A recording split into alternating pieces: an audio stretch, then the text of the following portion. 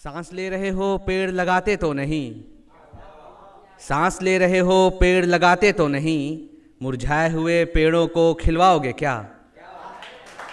मुरझाए हुए पेड़ों को खिलवाओगे क्या? पैसे कमा रहे हो जरूरतमंद को देते तो नहीं, अपने कफन में भी जेबें सिलवाओगे क्या? चंद आशार और की, कहीं दिल जुड़ रहे तो कहीं टूट रहे हैं, कहीं दिल जुड़ रहे तो कहीं टूट रहे हैं, और हम लेकर जहन में सब्र फिर रहे हैं, और पैर ज़मीने हकीकत पर रख कर सीने में लेकर सारा अब्र फिर रहे हैं, और कुछ इस कदर अकेला जिया हूँ ताउम्र, खुद के मौत की लेकर खबर फिर रहे हैं, और खुद के मौत की लेकर खबर फिर रहे हैं। और आखिरी शेर कुछ ऐसे है कि जहाँ लोग जीते जी बनवा रहे मूर्तियाँ, जहाँ लोग जीते जी बनवा रहे मूर्तियाँ, कालिख लेकर खुद की कब्र फिर रहे हैं, हम सीने में लेकर सारा अब्र फिर रहे हैं। और एक गज़ल है, आज़ादी की गज़ल है, काफ़ी लोगों ने सुन रखी है, बहुत लोग पसंद करते हैं। तो उससे पहले एक शेर जो आज ही लिखा है कि बहुत बहुत माफ़ी तो कुछ ऐसे है कि तबाह सारे शहीदों की ख्वाहिशों के मकान हो गए, तबाह सारे शहीदों की ख्वाहिशों के मकान हो गए, अब जब हम तुम चलते फिरते कब्रिस्तान हो गए, अब जब हम तुम चलते फिरते कब्रिस्तान हो गए। तो वो आज़ादी की गज़ल कुछ ऐसे शुरू होगी। ये फैज़ अहमद फैज़ के शेर से शुरू होती है कि दोनों जहान तेरी मोहब्बत में हार के, वो जा रहा है कोई शबे गम गुजार के। तो मोहब्बत का शेर था, बहुत इज्जत से उस शेर को उठाया है और कुछ ऐसा लिखने की कोशिश की है कि हिंदुस्तान और पाकिस्तान आज़ादी की मोहब्बत में जो पार्टीशन हुआ है उसके ऊपर ये आगे बढ़ाई है। वहाँ से गज़ल की, दोनों जहान तेरी मोहब्बत में हार के, वो जा रहा है कोई शबे गम गुजार के, कि अब कोई रौनक सी रहती नहीं यहाँ, जैसे कोई फूल तोड़ गया गुलजार के। आज़ादी सवाल करती है कि क्या मैं ही हूँ जिसके लिए एक साथ बुलंद थे, क्या मैं ही हूँ जिसके लिए एक साथ बुलंद थे, दुश्मने जानी बन बैठे तुम अपने ही यार के। और मज़हब के मुल्क होंगे, मुल्क के मज़हब होंगे, हिंदुस्तान पाकिस्तान कि मज़हब के मुल्क होंगे, मुल्क के मज़हब होंगे, तभी चली सी गई थी खुशबू सुखन बयार के, और रोज़ हो रहा शुमार यहाँ शहादत की फहरिस्त में, न खुश हैं उस पार के, न खुश हैं इस पार के, न खुश हैं उस पार के, न खुश हैं इस पार के। और एक अगला शेर कुछ ऐसा है कि जो भगत सिंह थे वो लाहौर में पैदा हुए, वहाँ पे उनको फांसी हुई। अशफाकुल्ला खां हमारे शाहजहाँपुर से थे, उनको फैज़ाबाद की जेल में फांसी हुई। तो अब भगत सिंह को नहीं पता था कि वो हिंदू हैं और वहाँ पार्टीशन के बाद आप उसे पाकिस्तान बना दोगे और वहाँ उन्हें इज्जत नहीं मिलेगी सिर्फ इसलिए क्योंकि वो एक हिंदू हैं। तो एक शेर ऐसे है कि बदिरादो तुम कातिल भगत और अशफाक के, एक मुल्क एक इधर एक उधर मजहबी दीवार के। बदिरादो तुम कातिल भगत और अशफाक के, एक मुल्क इधर एक उधर मजहबी दीवार के। और कोई जाहिल कह गया कि मोहब्बत और जंग में सब जायज़ है, कोई जाहिल कह गया कि मोहब्बत और जंग में सब जायज़ है, तुम मोहब्बत जीत कर गए मगर जंग हार के।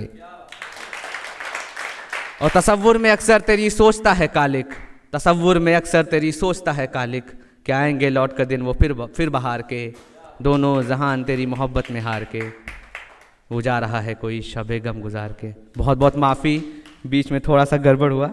एक कहानी सुनाऊंगा फिर यहाँ से जाऊंगा। ये कहानी अस्पताल की कहानी है, हॉस्पिटल की कहानी है, दिल के बहुत करीब है, बहुत मन से सुनिएगा, बहुत मज़ा आएगा। तो अस्पताल की कहानी है, कुछ ऐसे है कि कई दफ़ा हमारे तुम्हारे हम सब के सामने अजीब सा मंज़र कुछ ऐसा आ जाता है, तुम वो दर्द समझते हो जब ज़िंदगी और मौत के बीच पैसा आ जाता है, तुम वो दर्द समझते हो जब ज़िंदगी और मौत के बीच पैसा आ जाता है। हाँ, मेरी दादी थी, उस वक्त कुछ दिनों से उनका घर अस्पताल हुआ करता था और मैं करीब 22-23 साल का हुआ करता था। मेरी दादी ज़िंदा थी मगर मुझ में उन्हें देखने जाने की हिम्मत बिल्कुल नहीं थी, क्योंकि वो ज़िंदगी से बहुत दूर और मौत के बहुत पास थी। एक शेर लिखा था एक रोज़ की, उम्र भर रही जिम्मेदारियाँ कंधों पर, उम्र भर रही जिम्मेदारियाँ कंधों पर, हुई उम्र ख़त्म आ गए हम कंधों पर। तो शादी हो, इलाज हो, पढ़ाई हो, सब तो कारोबार है, न जाने कंधों पर किन किन चीज़ों का भार है। बताओ हिसाब कहाँ से हो, बताओ इलाज कहाँ से हो। सारा लालच खत्म हो जाता है, इंसान बेटी की शादी के लिए अपने इलाज में लापरवाही को तैयार हो जाता है। और आज भी जहन में जिंदा है वो रात, मुझे याद है वो एक आखिरी मुलाकात। हाँ, अस्पताल पहुंचा था मैं उतरी सी शक्ल में, वो जाकर बैठ गया था अपनी दादी के बिल्कुल बगल में। आज भी जहन में जिंदा है वो रात, मुझे याद है वो एक आखिरी मुलाकात। हाँ, अस्पताल पहुंचा था मैं उतरी सी शक्ल में, वो जाकर बैठ गया था अपनी दादी के बिल्कुल बगल में। मुझे काफ़ी दुख में दिख रही थी वो, जैसे मानो घुट घुट कर जी रही थी वो। अब आईसीयू में इंसान ऐसा ही होता है, सब कुछ हारा हुआ, सब कुछ खोया हुआ होता है। तभी उन्होंने मेरे कानों में कहा कि सुनो मेरे हाथ खोल दो। मैंने मना किया तो डांटते हुए बोली, अगर हाथ नहीं खोल सकते तो यहाँ मत आया करो, तुम घर ही रहा करो, अस्पताल मत आया करो। उनका कहना लाजमी था, शायद ज़िंदगी उन्हें ज़्यादा परेशान कर रही थी, शायद उन्हें ज़िंदगी से ज़्यादा आसान मौत लग रही थी।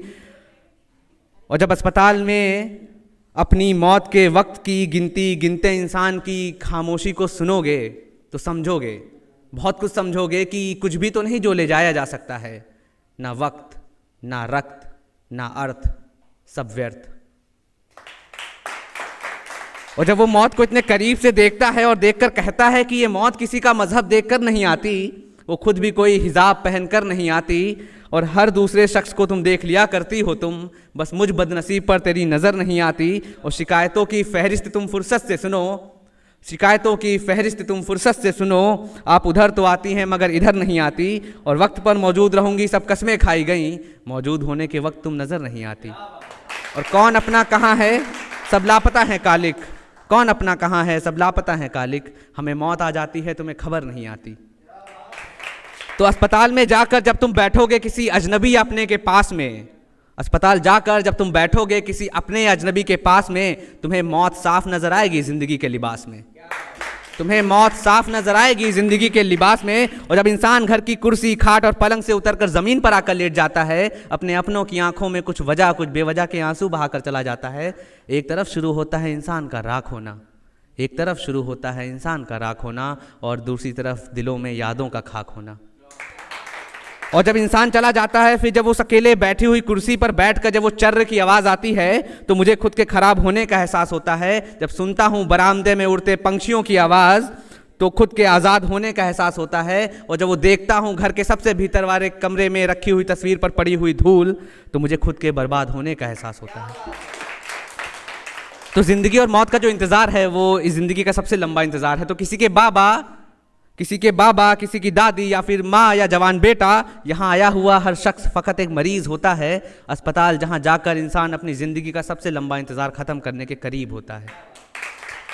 दिन कैसा भी हो मगर रात बहुत हसीन है, शरीर इतना बड़ा रूह कितनी महीन है, वो ज़िंदगी मर मर कर जीते गए, मर कर पता चला फ़कत ये मौत कितनी आफरीन है। तो हम मुंतज़िर तुम मुंतज़िर, हम सब हैं अंत के मुंतज़िर, सबको इश्तिहार का इंतज़ार है, सबकी मौत का सामान तैयार है। बस एक गज़ल, उसके बाद विदा लेंगे कि कुछ इस कदर हम तन्हा चल रहे हैं, हमारे जनाजे पर भी मुर्दा चल रहे हैं। कुछ इस कदर हम तन्हा चल रहे हैं, हमारे जनाजे पर भी मुर्दा चल रहे हैं। और जो मुंह मोड़ गए थे मेरे बुरे वक्त पर, पहली शफ़ में देकर कंधा चल रहे हैं, पहली शफ़ में देकर कंधा चल रहे हैं। और बाजार बंद हैं फिर भी यहाँ मंदी नहीं, रिश्ते नातों में भी तो धंधा चल रहे हैं।